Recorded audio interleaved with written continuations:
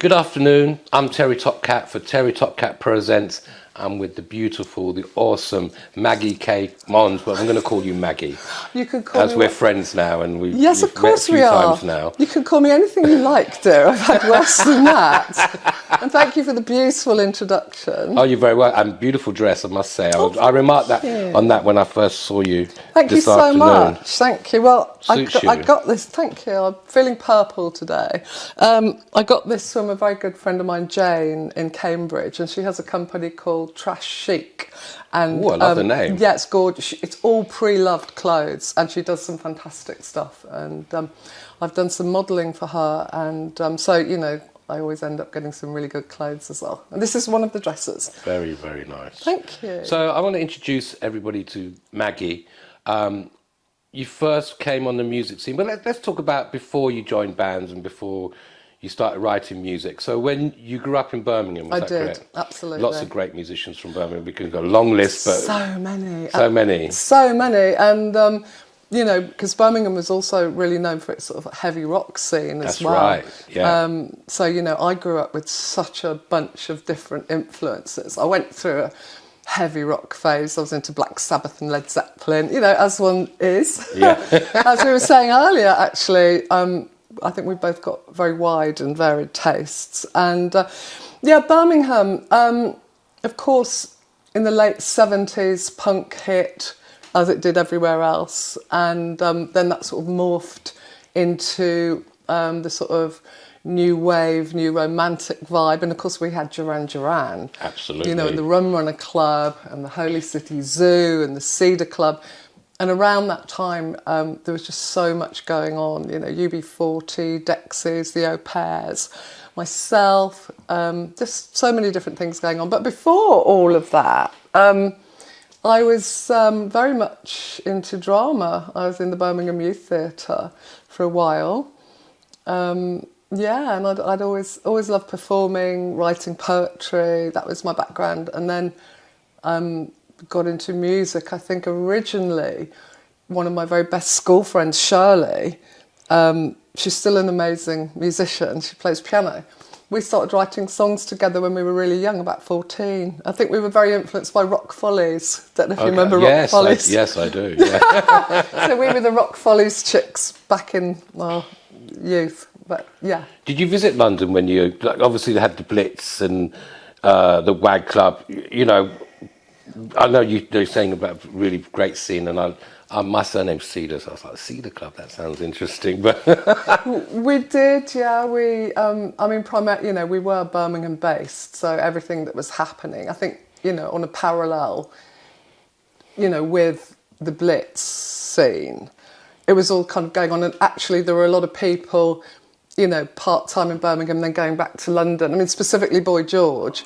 George was living in Birmingham in the very early 80s. He shared a flat with Martin Degville, who later went on to become with Sputnik. So George was around, yeah. And yeah, we did. We'd go out in London sometimes and ended up, I ended up living... Camden Palace or kind of... Where did we go? Oh my goodness. The WAG Club. WAG Club, yeah. Places like that, I think. So tell me how you met the guys in Swansway. So was that the first release you had as a band? Oh, actually... Were you in a band called The Playthings? I was in a band called The Playthings with Rick P. Jones, who ended up being with me in Swansway. But I'd actually met Rick at uni because I went to Kent Uni briefly to study drama and French.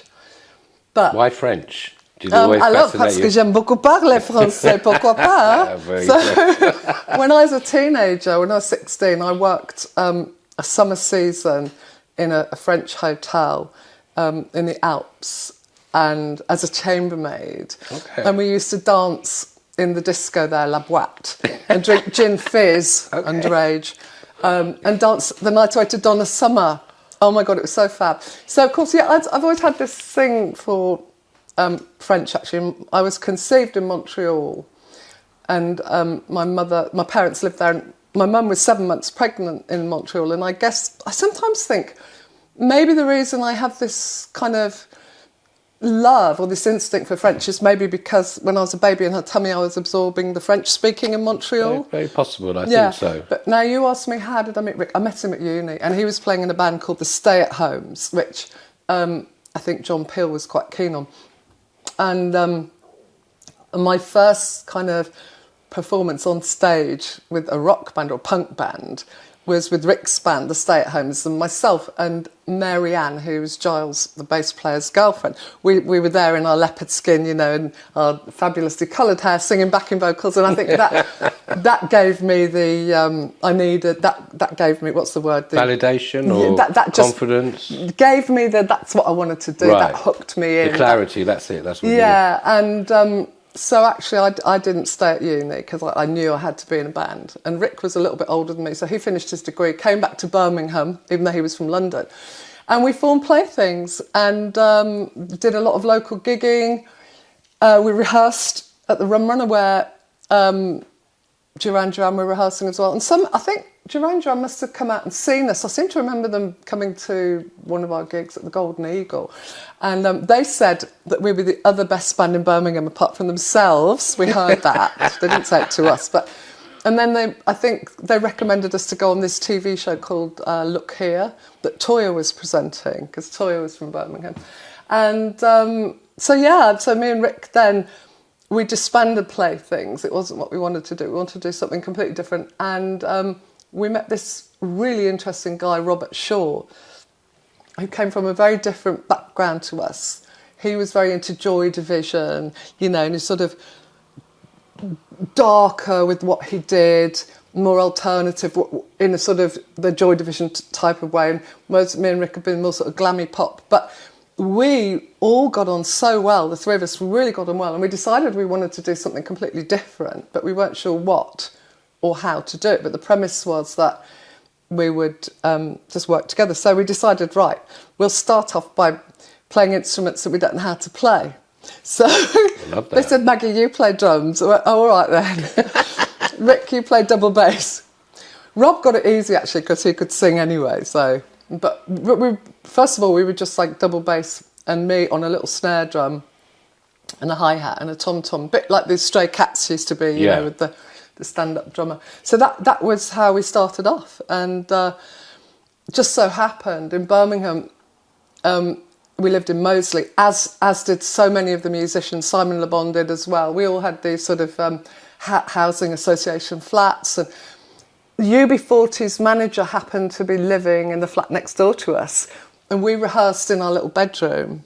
And we used to babysit for him. Oh, wow. So we were sort of ear-rolling him. Rick was always very good at ear-rolling people. And he got Simon to come and have a listen to a rehearsal, and we played Soul Train, which is one of the first songs we wrote, and Simon, it just blew him away, and he goes, can I manage it? And we went, yeah, sure. So it's the same manager as UB40? Yeah, he had been the UB40 manager when they were just like really beginning to, you know, they got really big. He was their manager with that first album. And then, then he managed us and played some of our songs to, I think the first people we signed to was CBS Publishing, so we got a publishing deal. And then they put us with John Walters, who used to be in Landscape, you know, from Einstein and Go-Go. Brilliant song, yeah. So John produced Soul Train, which interestingly was, you know, not an electronic record at all. We had, you know, double bass, drums, instrumentation string was section, really, strings were amazing. horn section, you know, you name it, it was on it. And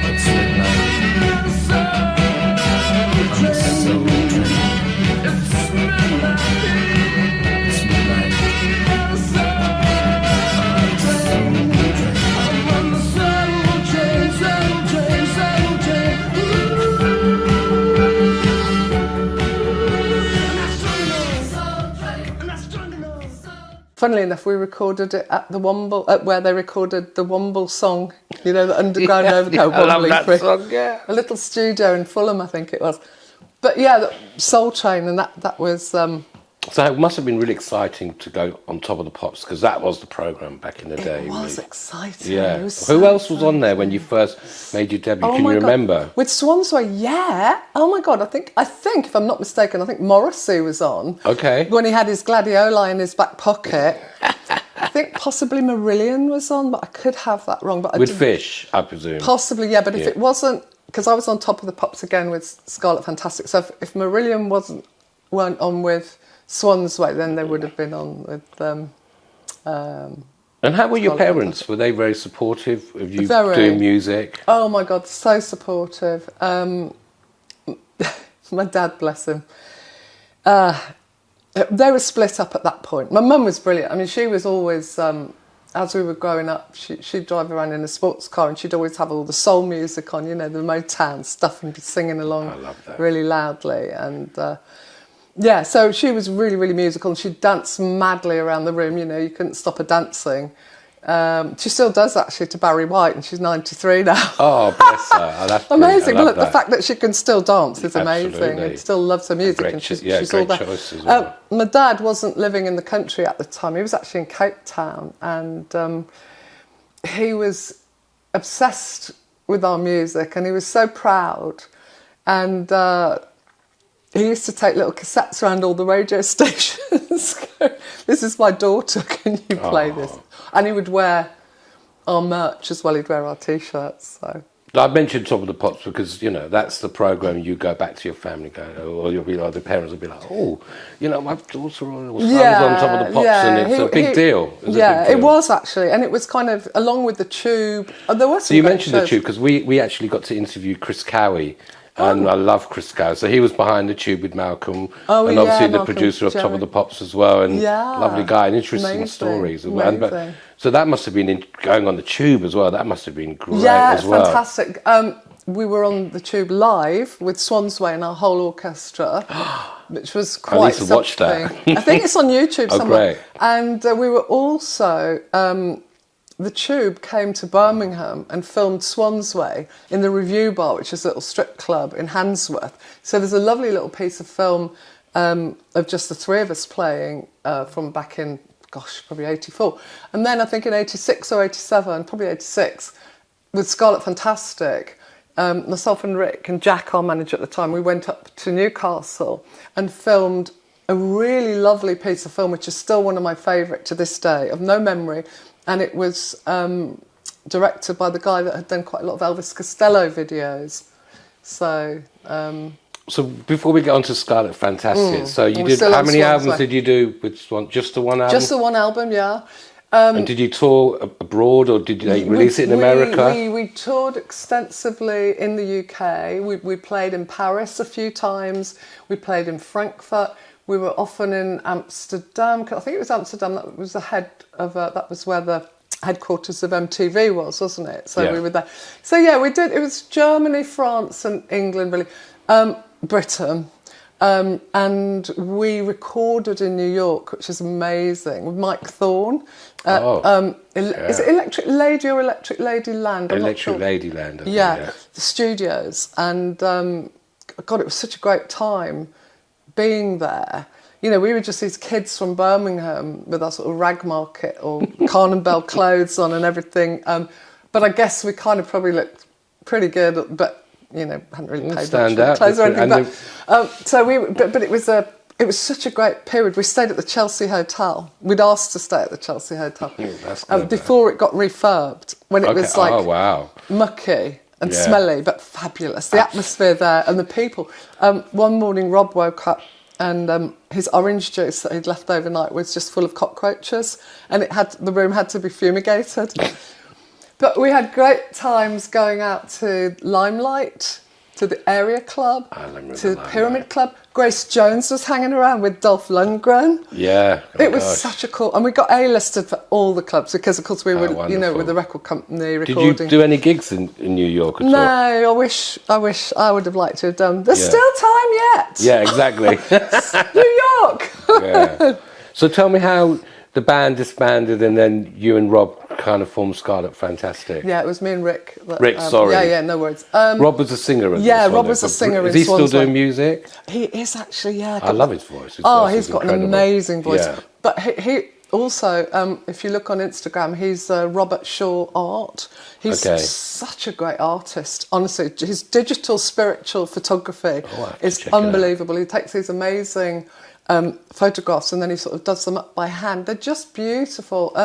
But also he's doing techno stuff at the moment. He just bought a load of synths. So Rob's lovely. Maybe he needs to collaborate with Sean. Yeah. So me and Rick just decided that, you know, we wanted to do something really different. I think we wanted to go sort of a bit funkier, but sort of a bit glammy as well. And we'd been listening a lot to Grace Jones.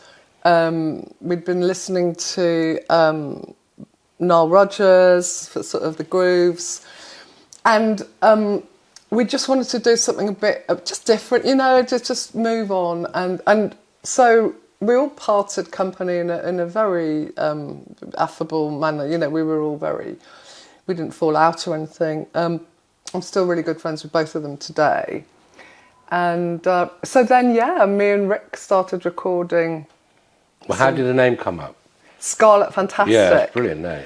It might have been my lippy. I love that. I think Rick used to say it was my lippy. I think because we wanted to have this image of sort of larger than life sort of characters and sort of fantastical, because we used to say we're kind of dealing with the real, the surreal and the fantastic. You know, we were getting into some sort of spiritual vibes as well. I mean, glamour hippies we used to call ourselves as well, which was all a bit pre the kind of when it all became cool, so people just thought we were weird. But that's what we were kind of, that song we did, Plug Me Into the Central Love Line, it was a belief that we were all sort of connected to this pool of consciousness, you know. And so we were just going through what was coming to us and putting it in our music. And also those were very tough times in Britain. Everything was quite grey and bleak. Absolutely. And in 1986, I wrote this manifesto and I called it the Anti-Depression Act. And, you know, we were about being positive, about surviving. And, you know, one of the songs was The Rhythm of Resistance. You know, it was about... There's Thatcher time, wasn't it? God, yeah. And, you know, just so much was going on. And, just the political situation, the unrest, everything. It was a great time. So we just thought, well, we'll just rebel against it with our music, and we'll be positive. We'll, you know, believe in nature. There was a lot of good, you know, nature for me is always such a great healer. Yeah, absolutely. And, you know, the sun in our hair. And you live by the sea, so that must be amazing. Yes, I do now. I love living by the sea. Yeah. Sun in our hair, moon in our eyes. You know, we just don't give a damn because we're free. It's just about being free within the constraints of what's going on. You know, it's kind of an attitude, really. And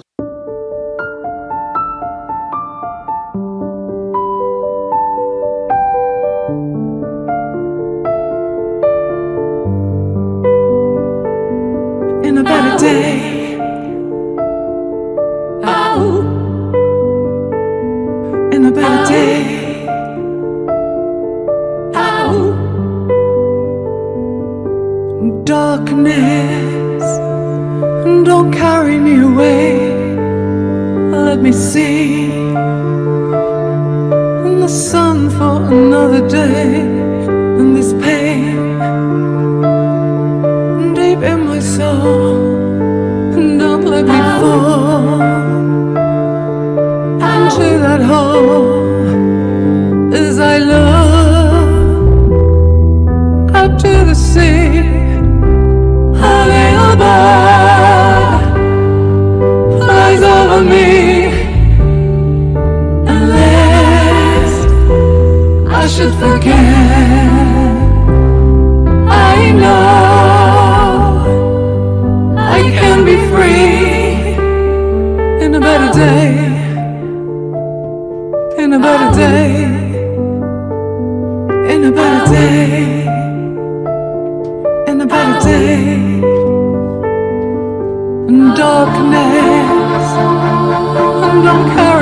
away, I will live to see a brighter day. Only time will reveal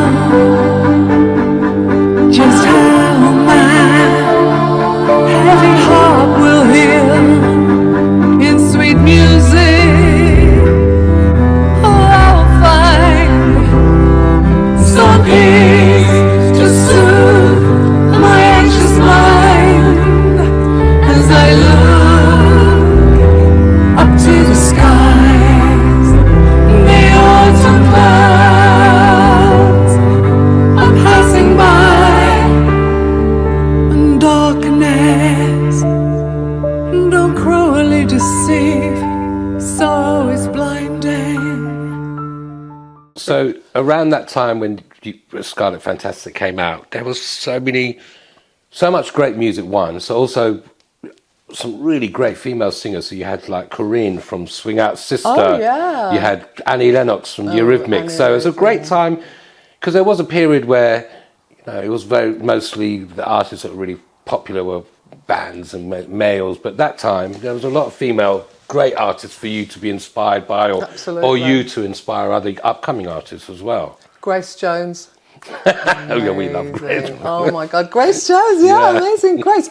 Oh my God, because I saw her at Cambridge last year, she was incredible. I mean, she did that hula hoop for 12 minutes and carried on singing as well. I mean, I can't do that, and she's older than me, and she's amazing. And she was getting onto the security guy's shoulders, and amazing. But what a voice! And Still got the voice. She sang Amazing Grace a cappella. Oh yeah. Oh. Her mum's on the album. The mum sings the operatic bit on the end because her mum was a singer, a seamstress. Yeah, lovely family, I have to say. Gosh. Very lucky to have met them all and know them. Love Grace Jones. Yeah, she was a huge influence, actually. Love Grace Jones. And fancy seeing her in New York as well. Wow. Yeah, and Nile Rodgers. I mean, that guy's so my prolific God. and still, collaborating with a lot of younger artists. But coming back to Scarlet Fantastic. So you had a big hit with No Memory and again going on top of the pops, and how was it different to Swan's Way? I mean, obviously you had Rick in the band and it wasn't Rob there, but just the two of you and a different image, different music, different times, maybe a few years later. It was a few years later. With Rob, we always had so much fun. Rob, even though he had this sort of suave, sophisticated, he's very handsome, this image. Me and Rob would just sit and giggle all the time. We were just giggling and having hysterics. So it was always fun. Yeah. With Rick, it was a different dynamic because I don't know if anybody knows, but I was also in a relationship with Rick. I didn't know. Yeah. So we... That must have been... It was quite intense. Yeah. It was quite lovely at points. Great. But it can be tricky working that closely Absolutely. on a creative basis with the person that you have a life with, a domestic life. We'd been together since we were kids, really, because we met at uni when we were very young, and we were together 10 years. And then Scarlet Fantastic was kind of towards the end of our relationship as well. So yeah, but I mean, we had a lot of fun. We had an amazing manager with such fun, a guy called Jack Stephen. Jack signed the Eurythmics. He used to be an A&R at RCA, but we met him when he was at Sony, I think, and we just went in to play a demo tape of Scarlet Fantastic. And we just got on really, really, really well with Jack. And he said, "Oh, I love this." He said, and then he didn't work for Sony anymore. He said, "Can I manage you?"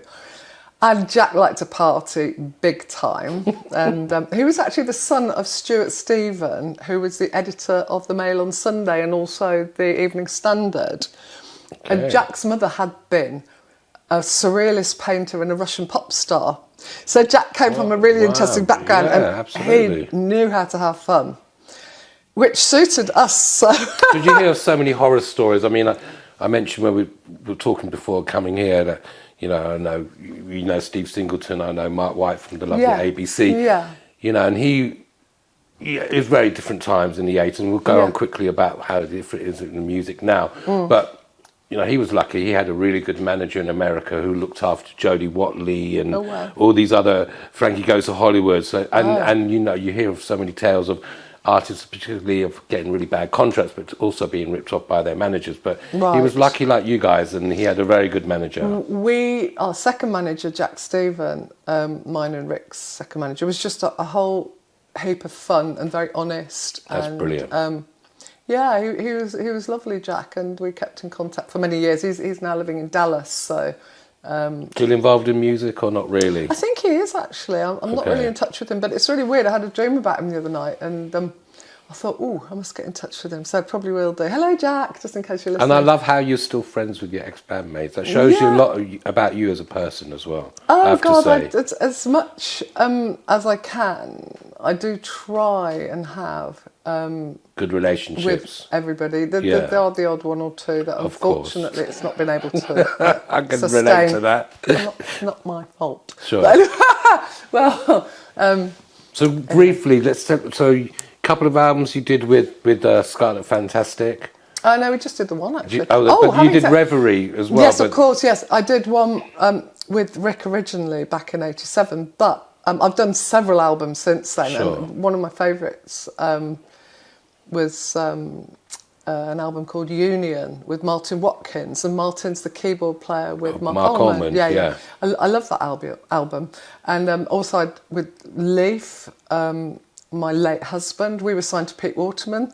So who did you write for? Because you were signed to publishing, weren't you, with PWL? We signed the publishing originally with All Boys Music because after the demise of Scarlet Fantastic, I'd met Leif, an American from Virginia, who's a guitarist, a very talented musician, and became a very good producer as well. We recorded an album with Bob Lamb in Birmingham, who had recorded the first UB40 album. So we went in and played some of the tracks, and that was called Pilots of the Impossible. And we went and played some tracks. Name, Thank you. Yeah, that was our kind of inspiration at the time. And we went and played it to Pete Waterman. He went, "You know how good these songs are, don't you?" And we went, "Oh, well, thank you." And he goes, "So what do you want to do?" And we said, "Well, can we come in and record a single?" He goes, "You can do that." And, so he signed us to do an album. And we were actually with him for 3 years and recorded quite a lot there, working with somebody who's become a very good friend, Barry Stone. And Barry's just done the Girls Aloud remix.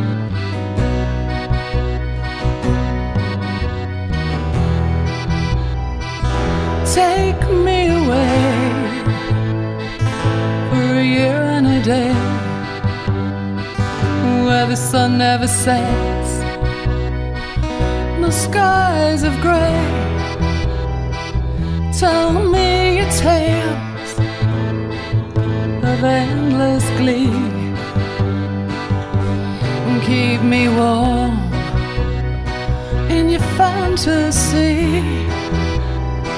So far away from here, let's steer into realms unknown, so far from home, where fantasy meets reality. All we can do, just be, be, be. No sense of time, no harsh deadlines, no cruelty, no pain of love, love, love, love, love. Did you write for any other artists for PWL? No, actually, we wrote one song with Mike Stock called Show Me No Mercy. And that's actually available. We put an album together called Show Me No Mercy, which has got several remixes of that song, and then a lot of the other stuff that we recorded there. But after that, sorry, I've been waffling, as I do. No, after that, we did an album, Mighty K Club Silencio. We called ourselves Mighty K, featuring Krabby from Pop Relate itself. And that's kind of like a chill-out kind of album. And then did the Martin Watkins one. And then I decided to sort of not revive, that's the wrong word, reinvent Scarlet Fantastic. But the sound-wise, it's different. But I think a lot of the sort of themes are kind of similar to what we were getting at back then.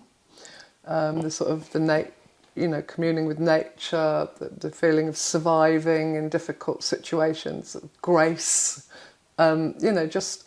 So that was my last album. And then since then, I've released quite a few singles. And EPs. So let's talk about the wonderful Hi-Fi Sean. Oh, yeah. So he originally was from the Soup Dragons. He Yes. reinvented himself as a incredible remixer, producer, Yeah. mostly dance He's music, but amazing. he's all across. Done a brilliant album with David McColmer, and they got a Absolutely. new album. We saw each other that's where Yes. I first met you in person. Yeah. So tell us about working with Sean, and he worked on that. He produced one of your latest singles. A couple actually, and I just sang quite a few backing vocals on their new album that's Have coming you? out. Oh, Daylight. oh my gosh, yeah. I can't wait. Yeah, it's such a beautiful album. I love all of their work actually. Because Hi-Fi Sean, who's a very dear friend of mine, he did this album a few years ago called Hi-Fi Sean Featuring. That's brilliant album. And I was on that, and also, along with Yoko Crystal Ono, Ward, Billy Ray yeah, Martin, everybody, yeah. David McColman. There's so many people on it. And so, and Sean is just brilliant at mixing stuff and producing. And so he mixed for me a song called To Hell. I love that one. I was listening to that. It's a crazy video, actually. I as need well. to watch a video. Okay. Yeah, the video is crazy. I've got this sort of clown makeup on. It's really, really worth watching. It's by Lady Pat, who did, I think he did 5 Boy George videos. He's done quite a few of my videos that they've. He makes really, and that's actually one of my favourites. So it's for To Hell, and that's Scarlet Fantastic, and that's on YouTube.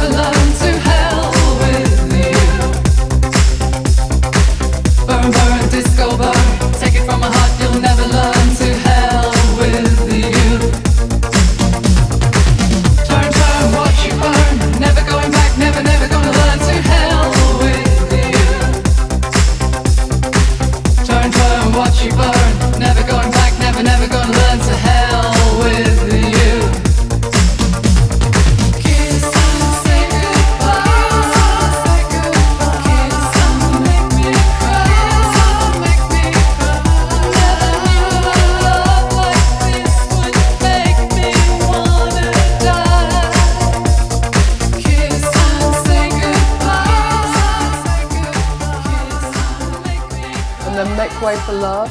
That's another great song I like. Thank you. Yes, that's it's a good pop single, isn't it? Pop Very dance. good, yeah. And Sean produced that. He loved that song. He heard it and he just said, "Oh, yeah," he really believed in it. And so I'm just going to ask you a few other questions because. Of course. So first of all, you were in. So you mentioned about doing drama when you were at university. So you did some acting with Sir Ian McKellen. You were in Ricky Gervais extras, weren't you? How was that? Well, that must have been a fun experience. That was fun. That was hysterical, actually. That was I played Charlie, the playwright, in the gay play, and I mean, just to be up close and personal and seeing, Sir Ian McKellen doing that amazing scene with Ricky Gervais, which is just classic. Yeah.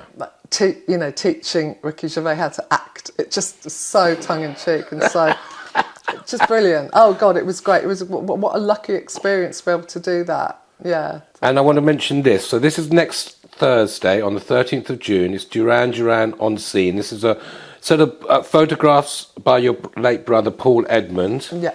This is going to be next Thursday. So do you want to quickly say, obviously, being from Birmingham, being the right time, how was your brother involved with Duran? Was he just a photographer at the time, or? Well, my brother, he was a kid at the time, and he just had a camera slung around his neck at all times, and he just snapped everything and everyone that moved. What happened was there was a magazine called New Sounds, New Styles. I don't know if you remember it. I remember New Sounds. The magazine commissioned my brother to do a photo shoot with Duran Duran, and for some reason it wasn't my brother's fault.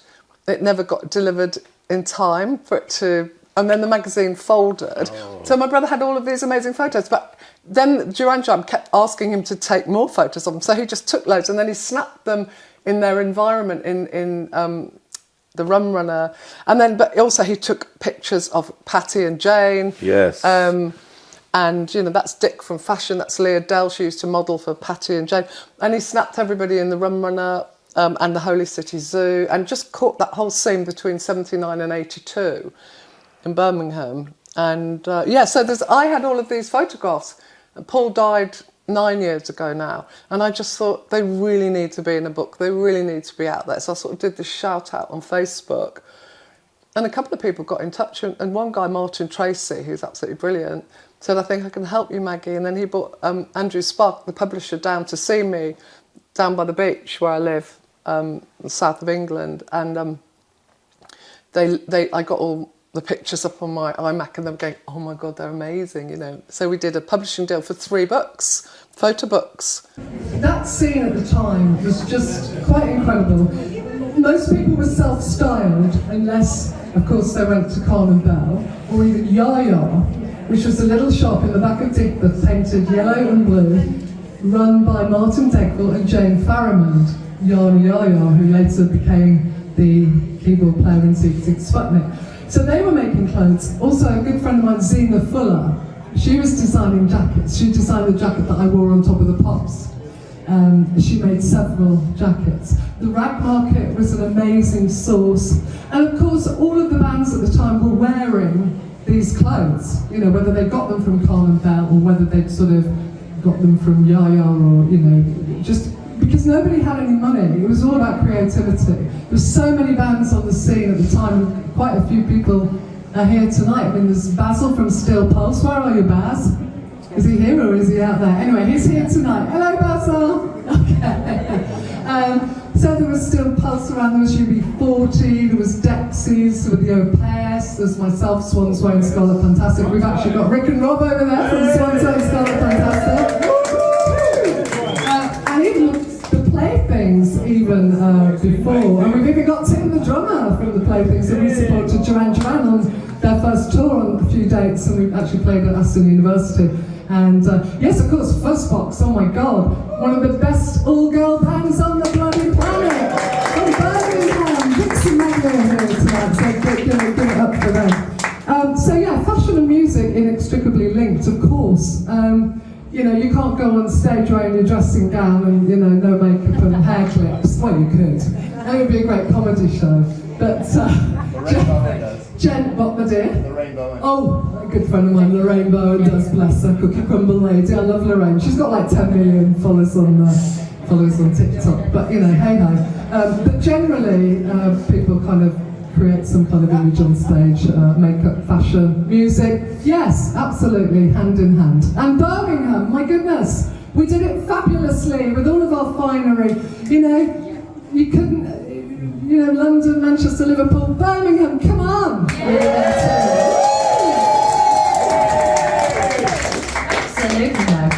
Right, over to Martin. So, we talked briefly about you doing some acting, but you also narrated this film about the city that is Birmingham. Yes, I've just finished the narration for it.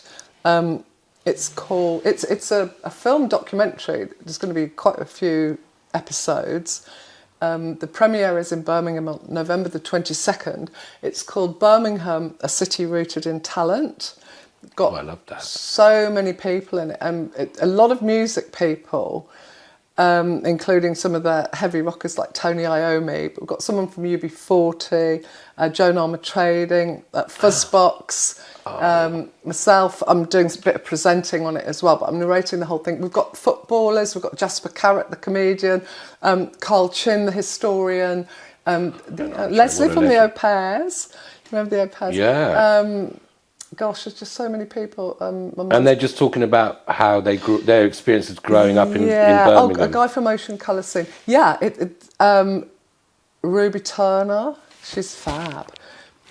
So basically, everybody has sat down and been interviewed, and some people that couldn't make it have done sort of videos themselves. But you know, there's been so many people. And I think it's going to, because there's never really been something like that done on Birmingham. I'm so glad that Birmingham now is having its Recognised, time, yeah. so to speak, because we've got my brother's book, which, you know, captures the early 80s scene. We've got this film, which goes back to the 70s up till the current day, because there's some people involved, you know, that have... And also we had the guy who did Peaky Blinders, he did This Town recently, didn't he, based on Scar. There's a lot of Birmingham emphasis, because, as I say, it's, you know, it's always seemed to be about London or maybe Manchester. Or Coventry or Liverpool. Yeah, or, yeah, but now Birmingham is getting its sort of, you know, getting its place on the map, as it should do. So yeah, I just narrated it. Actually, which is a coincidence, Martin Tracy, who is writing, he's written the introductions to my brother's books.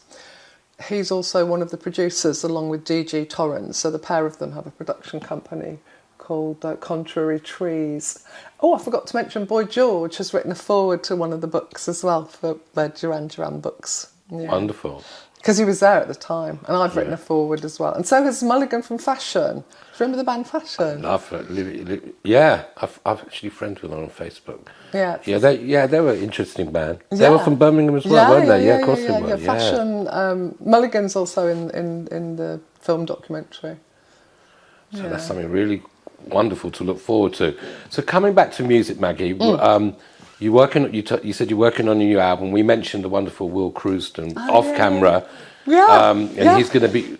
I just kind of had a sense like, I wonder if I'm sure Maggie probably, because you mentioned he's worked with Six Button, he works with Adam Man, he works with everybody, and I kind of thought you must at least know him, and then it's so. It's such a coincidence.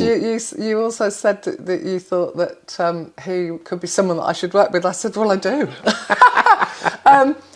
Will released an album recently under his name Scant Regard, and I sang backing vocals on a song Ride Alone. It's great.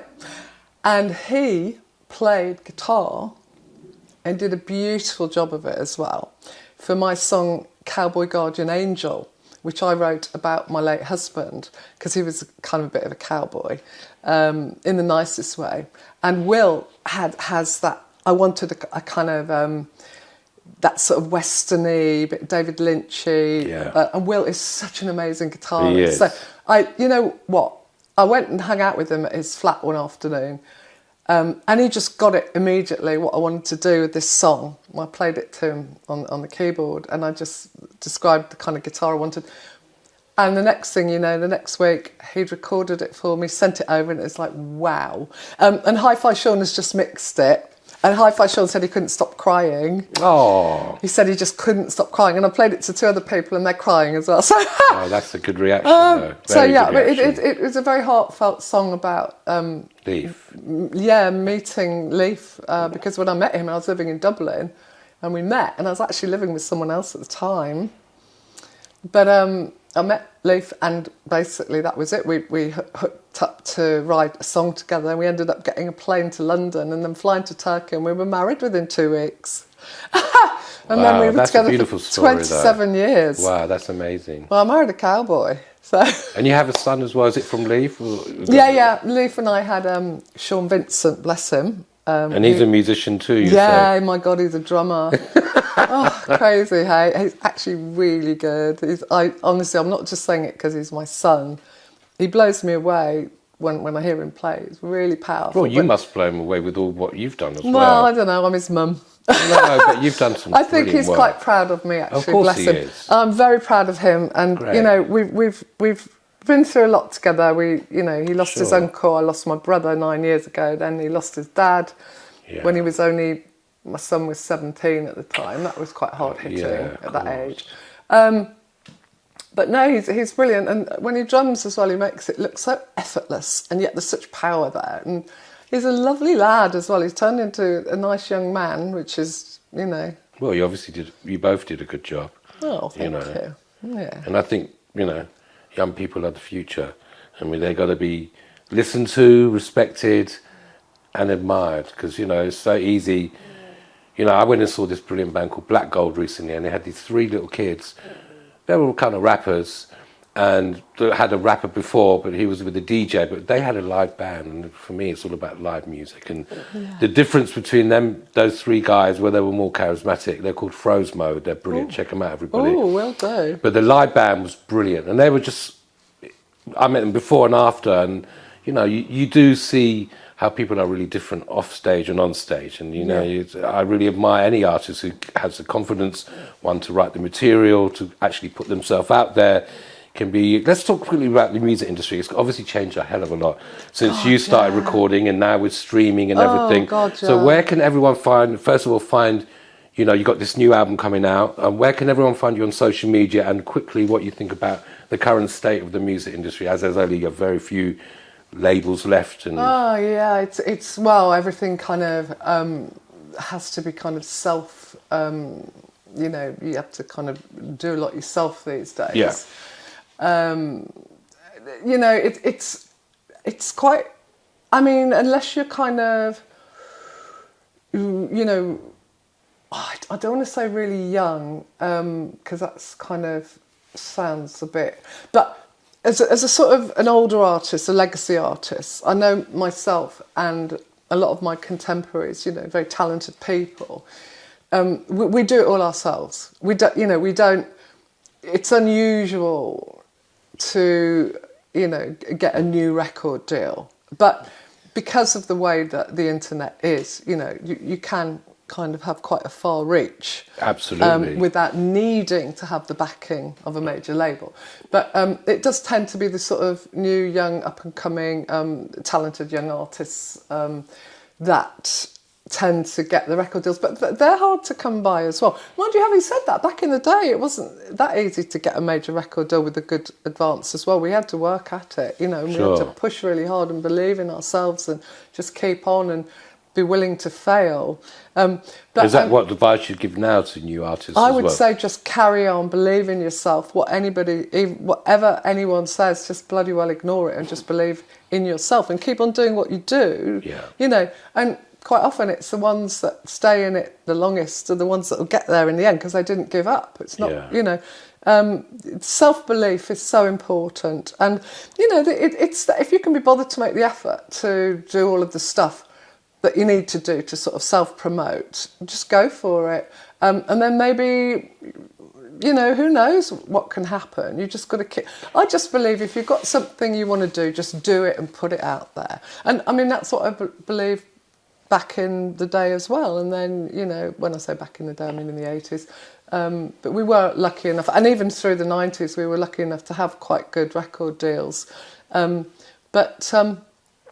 Times have changed, and well, times do change, don't they? But there's so many great platforms like DistroKid that will release, you know, and Bandcamp. Yeah, I mean, you know, we, in some ways, it's quite nice that, you know, you are self-determined and you're not having to give away loads and loads of money, you know, to major labels. Actually, and you have, more importantly, the artistic freedom to do whatever you want to do. Well, absolutely, you can do what you want, but also sometimes that is a bit of a hindrance. Because then there's it's fine if you're good, but there's also a lot of dross out there, isn't there? I mean, because anybody can put anything out, so that's kind of a bit of a drawback. But anyway, no. So I'm doing a new album because I've been working very hard on getting my brother's book out, and then I've also been working on this film, going up to Birmingham a lot. In fact, after this, I'm on my way up to Birmingham. Once my brother's book has been out, and I'm pretty much done now with the film, I'm going to finish off my album. I've only got another 2 songs to do. Have you got a working title of the album? Night Moves. It's called for now, but it might stay being called that. Actually, Hi-Fi Sean thought of that because he thinks it suits the music. So, I'm quite happy with that. And he is a genius, I have to say. I believe he's a genius. Absolutely. It's like, you're a genius, Shawnee. Yeah, you are. Absolutely. So where can everyone find you on social media? Because everyone has to social media to a degree. I am on Instagram, Maggie K De Monde, Scarlet Fantastic. I'm on Facebook. I've got several Facebook pages, actually. There's Scarlet Fantastic, there's Swan's Way, there's Maggie K De Monde. Oh, and there's Maggie Martin.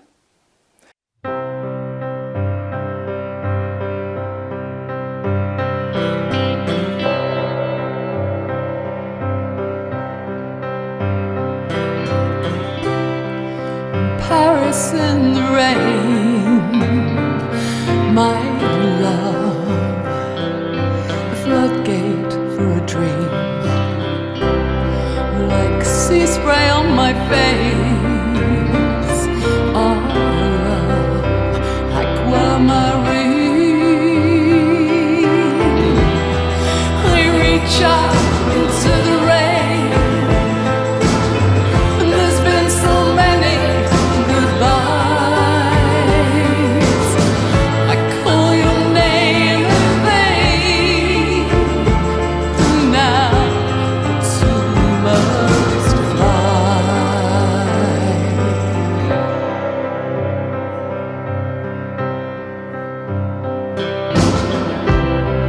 A sequel, something past, a taste of something new, like faded photographs. No blindfold, just true. I reach out into the rain. There's been so many goodbyes. I call your name in vain, and now the two must fly.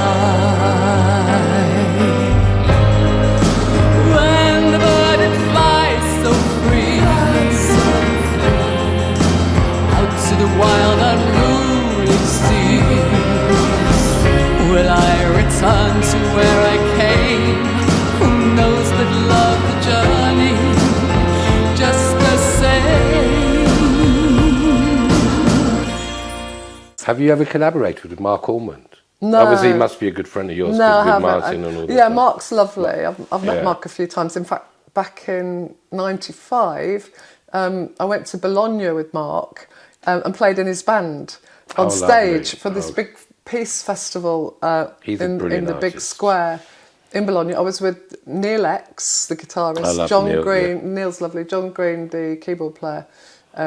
I played drums, just the standing up snare, and Mark sang, and that was a fun weekend. That was back in '95, yeah.